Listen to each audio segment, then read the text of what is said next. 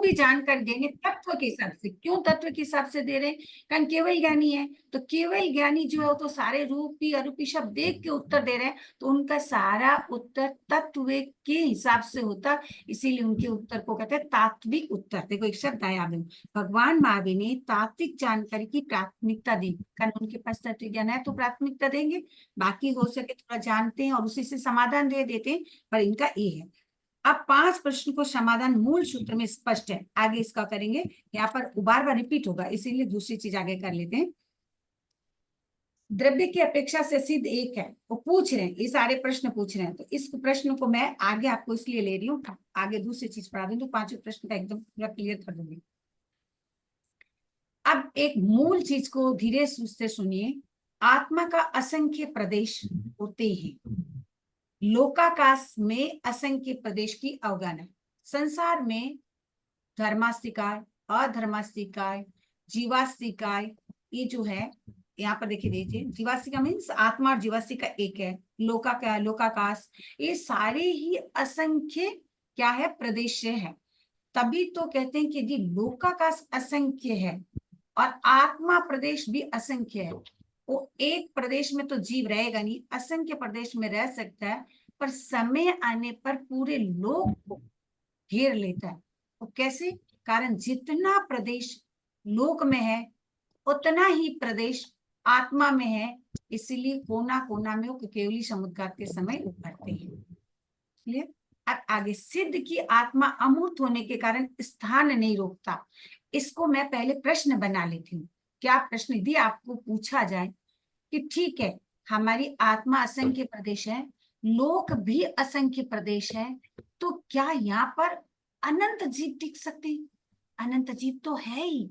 वनस्पति में जो जीव है, अव्यवहारसी का जो जीव है, वो तो खचाखच पूरे लोक में जो सूक्ष्म जीव है पूरे लोक को खचाखच भरे हुए हैं, पूरे लोक में खचाखच भरे हुए हैं। इसका मतलब क्या? जीव तो अनंत है।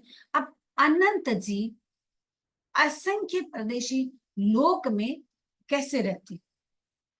ये मन में एक प्रश्न आ सकता है नहीं कि लोक में इतना असंख्य प्रदेशी है और अनंत जीव है, तो अनंत जीव इस लोक में कैसे ठहरता है?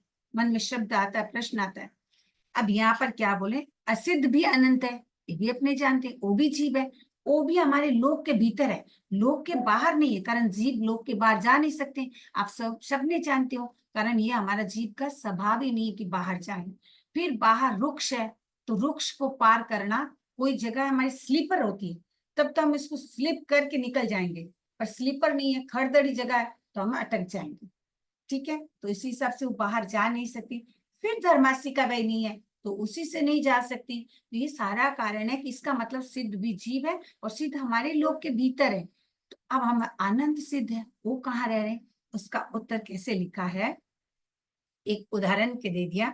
सिद्ध की आत्मा अमूर्त होने के कारण स्थान नहीं रोकता, कोई स्थान नहीं रोकेगा, इसीलिए जिस स्थान में एक आत्मा प्रदेश है उस स्थान में अनंत सिद्ध आत्मा का प्रदेश भी है। इसके मतलब उसके भीतर उन लोग रह सकते हैं, अनंत प्रदेशी है। अब मन में आएगा वो कैसे रह सकते हैं? एक रूम में यदि अपने दिया जला दें और ढक्कन उसके ऊपर दे दें तो लाइट उस में क्या होगा? समा जाएगा। और यदि मैं ढक्कन उसका खोल दूं तो हमारे पूरे रूम को वो क्या करेंगे? ब्राइट कर देगा, लाइट के फोकस हो जाएगा, उसमें पूरा लाइटिंग हो जाएगा, भले धीमे हो पर रूम पूरा होगा। तो वही लाइट इतना सी जगह में हो रहा था, वही लाइट इतने रूम में हो रहा है, वो कैसे है? कारण वो भी एक ही साथ जैसे रह सकता है। वैसे इसी शब्द को किया, इसमें बहुत बार आप लोग ध्यान रखिएगा, अनेकों प्रश्न आता है तो घुमा घुमा के भी प्रश्न किया जाता है। मेन प्रश्न ये आता है लोगों के मन में, आप लोग तो जानकार हो, शायद संभव तो आपका आया कि नहीं है मुझे नहीं पता, पर बहुतों को आता है। तो आपको कहना है कि सूक्ष्म जीव से खचाखच ये भरा हुआ है, तो आत्मा प्रदेश जो है वो ऐसे ही समझो कि लोग तो असंख्य प्रदेश ही रहेगा, बढ़ेगा नहीं, जगह तो हमारी बढ़ी नहीं। जब लो जगह नहीं बढ़ी तो क्या होगा?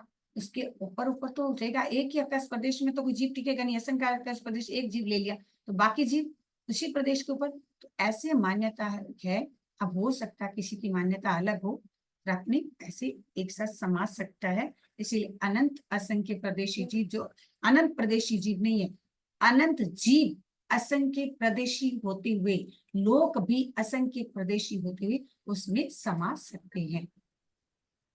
अब इसीलिए देखिए, अब शब्द आगे, इस प्रकार अन्य सम अवगाढ़ होते हैं। अब एक ऐसे प्रश्न समगाढ़ हो गए, एक जगह में रह गए, ऐसा प्रश्न हो गया।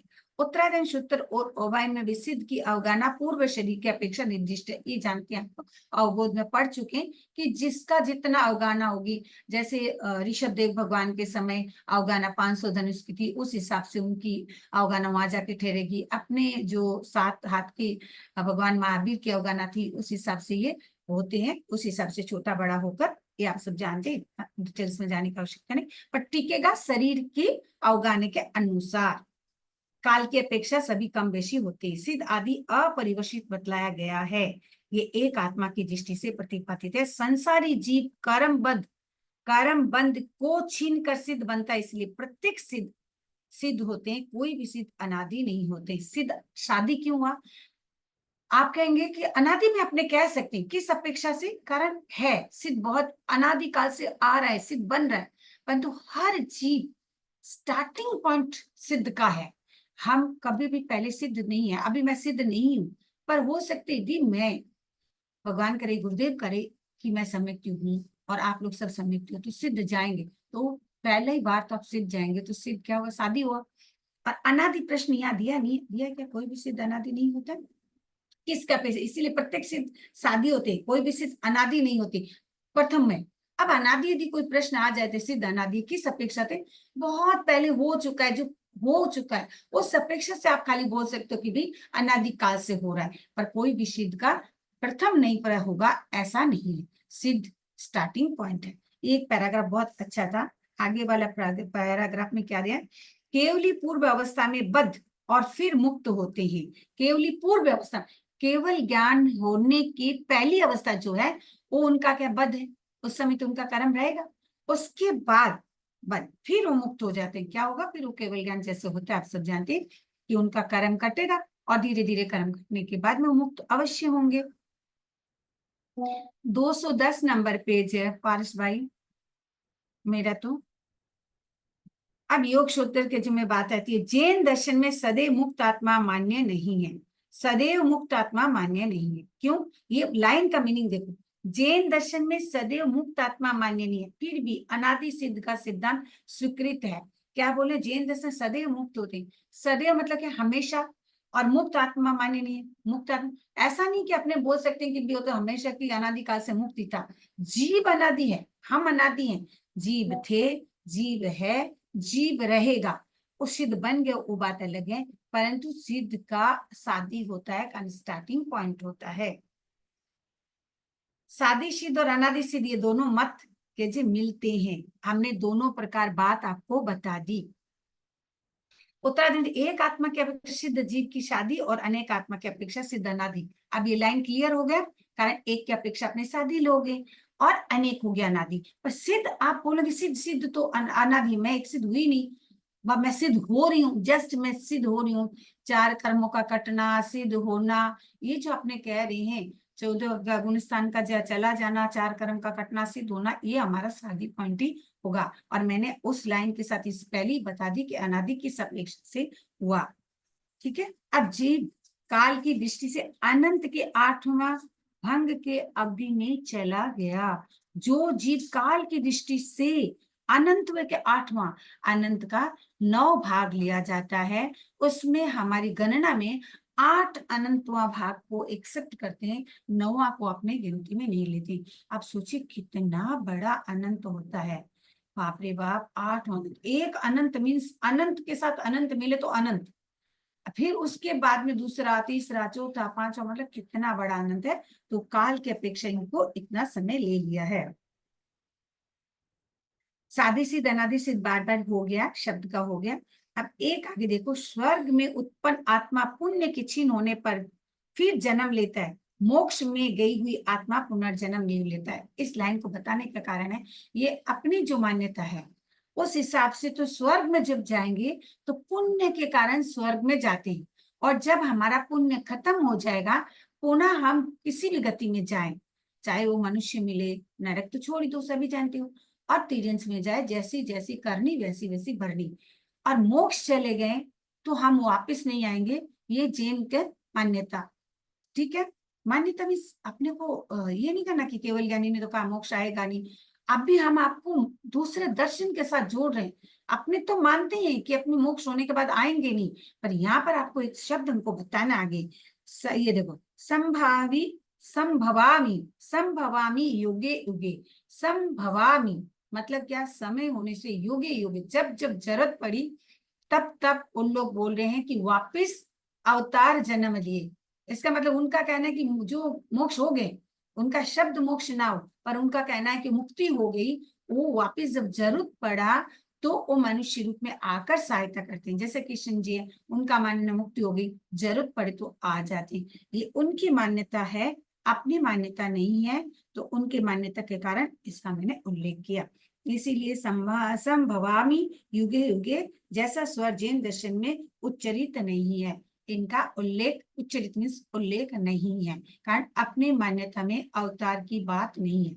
देवगति की मान्यता है, ईश्वर मान्यता है, ईश्वर को देव रूप में अपने स्वीकार करते हैं, इसलिए अपनी मान्यता देव रूप में है।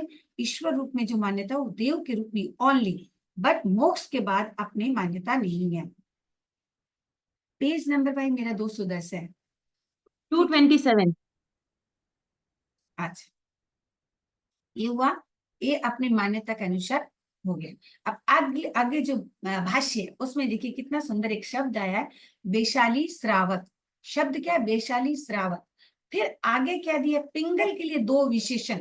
दो विशेषता क्यों लिया, दो विशेषण प्रयुक्त। विशेषण मीन्स अच्छा और बुरा दोनों विशेषण होता है, ये ध्यान रखिएगा, पर यहाँ तो अच्छा ही होगा, कारण अब उनको निग्रंथ शब्द का प्रयोग किया और श्रावक शब्द का प्रयोग किया।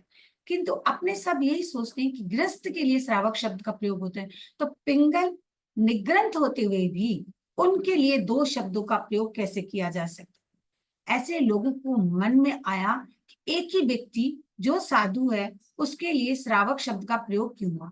यहाँ श्रावक शब्द का प्रयोग नहीं हुआ है, यहाँ श्रावक शब्द का सुनने की अपेक्षा से लिया हुआ है कि भगवान की वाणी जो सुनते, अर्थ में चले जाओ, भगवान की वाणी जो सुनते हैं वो श्रावक है। उस अपेक्षा से पिंगल भगवान की वाणी सुनता है तो श्रावक हुआ, और निग्रंथ क्यों हुआ, साधु की अपेक्षा से हुआ, गृहस्थ की अपेक्षा उनको श्रावक के शब्द का प्रयोग नहीं किया गया है। उसका इन्होंने स्पष्ट एक चीज लिख दिया है, देखिए श्रावक दोनों विशेष अभित्ति कारण ये लिया। आगे देखिए, श्रवण संघ के 4 अंग होते हैं, श्रवण, श्रवणी, श्रावक, श्राविका। यहाँ श्रावक शब्द संज्ञावाची है, इसका अर्थ श्रवण उपासक, श्रवण की उपासना करने वाला गृहस्थ होता है। परंतु प्रस्तुत सूत्र में, मतलब ये जो ऊपर में 25 नंबर सूत्र दिया हुआ है, वहां जो श्रावक शब्द का कोटेशन में लिखा हुआ है शब्द गुणवाची है। गुणवाची ऐसा गुण, जो चीज, गुण मीन्स जिससे वो चीज कभी अलग ना हो, उसे गुण कहा जाता है। तो यहाँ पर पिंगल में सुनने का जो गुण है उसमें विद्यमान है। इसका अर्थ सुनना वाला, श्रीणोति, श्रीणोति श्रावकः, ये सबका विरल ही है, ये एक विरल शब्द है, जो सुनता है वो श्रावक है। तो यहाँ पर कौन सुन रहा है, पिंगल सुन रहा है, उस अपेक्षा से उनको श्रावक कहा गया है, वो साधु ही है। क्लियर। आगे साधु है क्या, पिंगल साधु है? ना, निग्रंथ है, अच्छा, निग्रंथ है, उनके लिए शब्दों का प्रयोग किया गया है। अब आगे चलते हैं। अब कुछ शब्द का प्रयोग किया गया जो इजी हिसाब से याद रखिएगा। आक्षेप, किसी पर अपने संदेह होता है, मन में भाव होता है, तो अपने क्या करते, वो ऐसी अंगुली उठाती, वो ऐसी, वो ऐसी, अरे भाई वो ऐसी ऐसी ऐसी। पहले खुद को तो झांक के देख लो, डंडा जब खुद के ऊपर झुलाएंगे तो पता चल जाएगा, पर यहाँ अपने को बताना है इसीलिए बोल रहे। आक्षेप, आक्षेप मीन्स होता है आपने किसी के ऊपर आक्षेप लगाया, संदेह करा, वो आक्षेप हो गया, आपने उसी के भीतर कुछ आपको लगा कि उसको आपने डाउट किया। प्रमोक्ष, कितना सुंदर शब्द है, प्रमोक्ष। इसका मतलब क्या हो रहा है, आपने उत्तर देकर उस बंधन से मुक्त हुए, उत्तर देकर उस बंधन से मुक्त होता है। मतलब क्या हुआ, आपने उत्तर दिया, बंधन से मुक्त हो गया, किसी को छोड़ दिया, तो आप उसको कहोगे प्रमोक्ष। ठीक है, प्रमोक्ष शब्द है, इसका नाम प्रमोक्ष है। व्यक्तिगत इसका उत्तर दिया, प्रश्नकर्ता स्वतंत्र होता है, उत्तरदाता उसके प्रश्न से बंधा हुआ है। पहले प्रश्नकर्ता को लीजिए, उत्तरदाता मत लीजिए। उत्तरदाता उसके प्रश्न से बंधा हुआ है, उत्तरदाता को मान लीजिए। पहले प्रश्नकर्ता को देखिए, प्रश्नकर्ता के मन में कोई प्रश्न है, तो उत्तरदाता कैसे बन जाता है, मैं समझ लीजिए अभी उत्तरदाता हूँ, आपने कोई प्रश्न किया, मेरा उपयोग उसमें लगना चाहिए। अच्छा, किस प्रकार से प्रश्न आ सकता है, कहाँ से आया, उसमें जाओ, जाकर उस उत्तर को खोजो। हाँ, ये ठीक है, इस लाइन से ये आ सकता है, उस बुक से ये प्रश्न आ सकता है। उत्तरदाता क्या किया, प्रश्न में एकदम कच्चा पचा हो गया। जैसे उत्तरदाता उसको उत्तर दे दिया, वो वहां से मुक्त हो गया। मैं क्लियर, मैं सेटिस्फाइड कब होंगी कि आपके प्रश्न का उत्तर देकर आपके गले उतार पाऊं, ये प्रमोक्ष। चलिए, अब जो संकेत कांक्षी थी, तो आप लोग को 5 है, शॉर्ट में ही बताती हूँ कि सब जानते हो कि सम्यक के 5 दूषण होता है, वो संघर्ष के यहाँ पे लिख दे देखिए, संकेत कांक्षी अपने शंका कांक्षा बोलते हैं, संकेत देकर संकेत कांक्षी, विचिकित्सा, भेद संपन्न, कलुष समापन, उन लोग के अपनी भाषा में कलुष समापन लिया है। इस शब्दों में थोड़ा सा बस इतना ही देखते हैं कि संकेत मतलब क्या है, डामाडोल, डामाडोल की आवश्यकता है। अरे ऐसा है, अब क्यों आ रहा है आपका, मैंने एक प्रश्न वहां आगे रखा हुआ है, मैंने 5 प्रश्न जो पिंगल ने स्कंद को पूछा वो क्लियर नहीं किया, वो आगे करना है, कौन सा उत्तर कहाँ करना है, तो आपको रिपीट नहीं होगा और समझ में भी आएगा, तो वो रोक के रखा था मैंने। अब देखिए इस 5 में क्या हो रहा है, वो सोच रहा है मैं आंसर दूंगा, मैं सही दूंगा कि नहीं, अब उसके मन में डामाडोल अवस्था। कभी कभी क्या होता है, अरे मैं ठीक से दूं कि पाऊं कि, अरे ठीक है, आपको गलत तो तत्व ज्ञान में आंसर नहीं देना है, ये बात तो सही है, पर आपको यदि कोई डाउट हो तो बोले मैंने दिया, अपने अनुसार दिया, according to my this answer is may be correct और may be wrong, but I think it is right. Now शब्द को जोड़ दे, यदि हो गया तो आज के लिए अपने हिसाब से आपको ये सोचना है कि मैंने आंसर सही दिया भाई, फिर भी एक बार देख लेंगे तो आपको कोई दोष नहीं लग रहा है। ठीक है, तो यहाँ पर क्या है, उसके मन में डाउट है, अब वो कांक्षित है, कांक्षित मतलब कि इच्छा में शंका कर रहा है, पता नहीं ये ठीक होगा कि नहीं, इच्छा में एक शब्द लगा दी, कांक्षा में, इच्छा में, पहले डामाडोल फिर इच्छा में एक शब्द आया, फिर विचिकित्सा, फल में आया, शब्द एक जैसा लग रहा है पर फल में आया।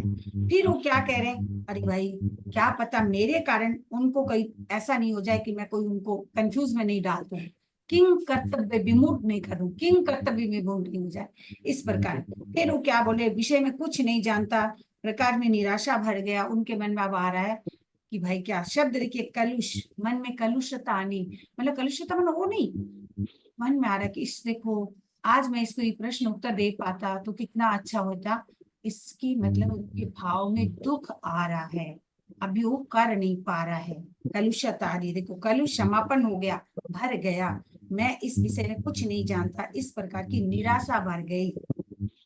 भाई भेद समापन किसको बोलेंगे, भेद समापन इसके ऊपर वाला।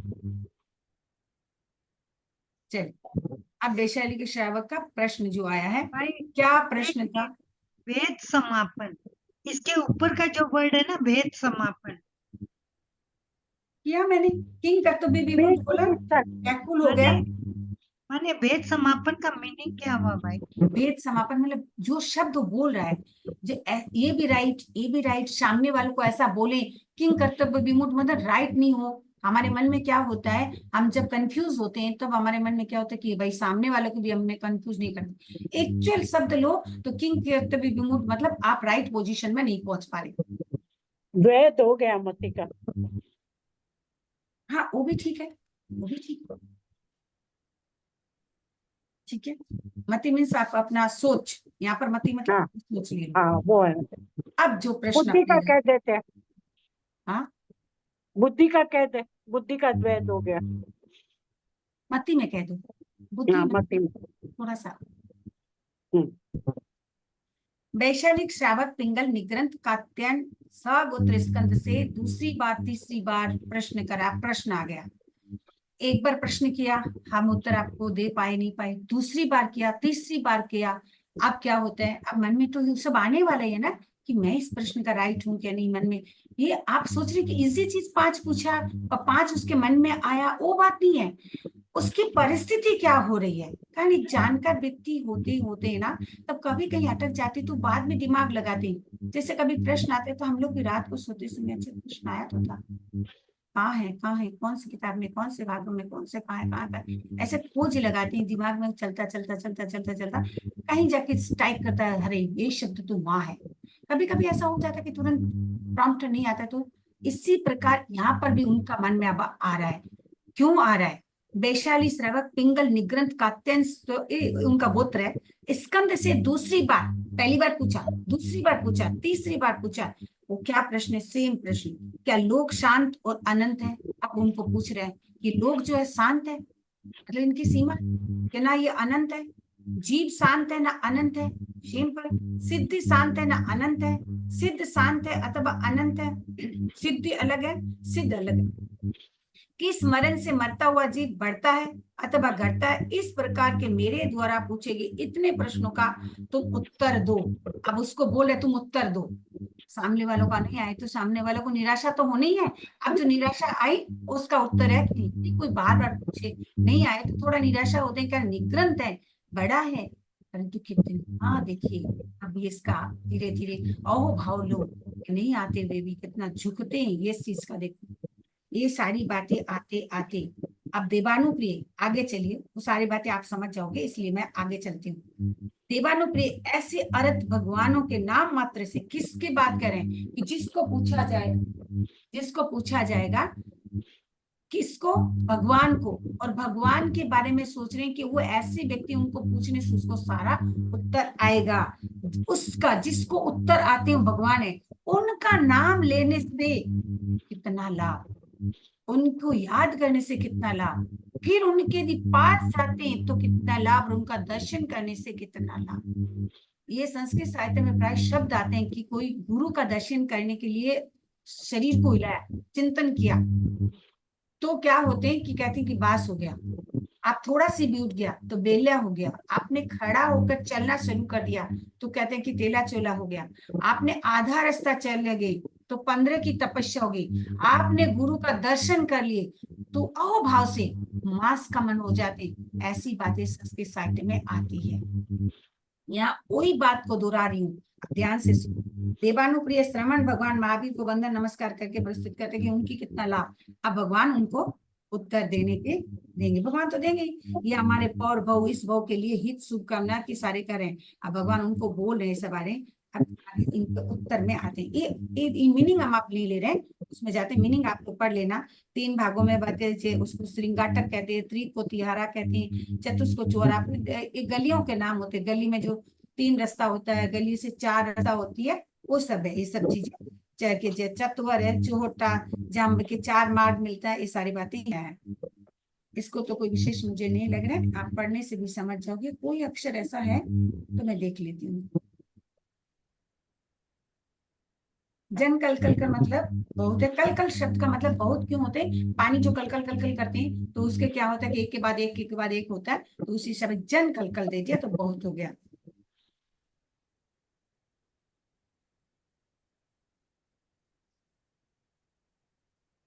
एक अभिगमन शब्द का ले लेते हैं, ये एक गुच्छक है, इसके द्वारा शिष्टाचार की पद्धति। अभिगमन आप लोग पढ़े हो, 5 अभिगम अपने पहले भी पढ़े, ये ना 3rd में तो 10वां 11वां शतक में संभवतः और आता है, और ऐसे बार बार आता है कि भाई जैसे साधु संतों के पास जाओ तो सचित नहीं ले जाना, अचित नहीं ले जाना, और मतलब अचित मतलब ऐसी कोई ड्रेस नहीं पहने जैसे साधु संतों को होती है। उसके बाद हाथ रिक्ति जोड़ना, वंदना करना, वो सब जो अभिगम है उस बातों के लिए कहते हैं। तो वो शिष्टाचार की बात है। क्यों शिष्टाचार है? एक साधु संत के पास जाने से नियम ही होता है, आचार्य के पास जाए उसके लिए अभिगमन शब्द है। इसका शॉर्ट क्वेश्चन भी कभी कभी दे देते हैं, तो उसी हिसाब से थोड़ी जानकारी भी आप रखिएगा, दिया हुआ है। प्रति शब्द क्यों ना संधि विच्छेद कर लो और समझ में आएगा। यहाँ प्रत्युत्थान शब्द दिया है, प्रत्युत्थान, उसको आप कर लो प्रति उत्थान, प्रति उत्थान अपने आसन से उठना, प्रति आप कर लोगे तो आपको सुविधा होगी। पादोप संग्रह, दोनों पैर को इकट्ठा करना, ये सब करना। अभिवादन करना, ये मैंने आपको बता दिया। शिष्टाचार का तीसरा अंग है नमस्यन, मतलब नमस्कार करना। और चौथा यहाँ पर एक और दिया है, चौथा जो प्रतिप्रच्छन, इसका अर्थ है शारीरिक और मानसिक स्वास्थ्य का प्रश्न करना, पूछ लेना राजा आपके तनुरतन की सुख शांति हो, इसी प्रकार की। और पांचवा है पर्युपासन, उपासना करना, सेवा करना, या देवी दिया सेवा करना, पास में बैठ के सेवा करना। और चैत्य आगे आया हुआ है। और कोई शब्द ऐसा हार्ड है कि जो करना चाहिए? नहीं। हाँ, आगे देखिए, भगवान पार्श्व के शिष्य कैसी का आगमन पर भी उक्त कुल्लों को जानकारी। भगवान पार्श्वनाथ के शिष्य थे कौन? केसी। आपने ये सुना है केसी का संवाद होता है, बहुत बड़ा संवाद चलता है, और समझाने के लिए ऐसे राजा परदेशी के समय भी आती है। तो यहाँ पर भी वो कह रहे कि बहुत सारे प्रश्न की बात आई है। ये 5 कुल की बहुत बात। आवाज आ रही है पीछे से बहुत आवाज आ रही है।